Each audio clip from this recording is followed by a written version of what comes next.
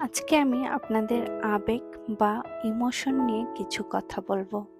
১ number, নিজের আবেগ চেনা কেন দরকার? নিজের আবেগকে চেনা মানে হলো নিজেকে চেনা।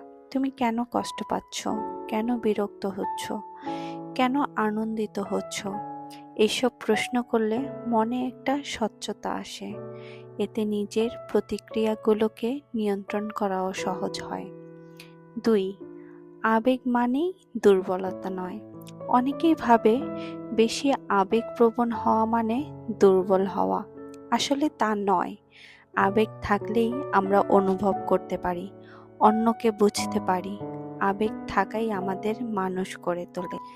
৩, আবেগকে চেপে না রেখে প্রকাশ করা দরকার। চেপে রাখলে আবেগ একসময় বিষের মতো জমে যায়। কারো সঙ্গে খোলামেলা কথা বলা, লেখালেখি করা বা আর্টের মাধ্যমে প্রকাশ করাটা খুব উপকারী হতে পারে। ৪, নিয়ন্ত্রণ নয়, বোঝার চেষ্টা। অনেক সময় আমরা নিজের আবেগকে কন্ট্রোল করতে চাই, কিন্তু আসলে উচিত নিজের আবেগকে বোঝা। রাগ উঠেছে, কেন উঠছে সেটা বোঝো। দুঃখ লাগছে, কোন স্মৃতি বা অনুভব সেটা তৈরি করছে সেটা খুঁজে বের করো। আমরা প্রতিদিন নানা ধরনের আবেগের মধ্যে দিয়ে যাই।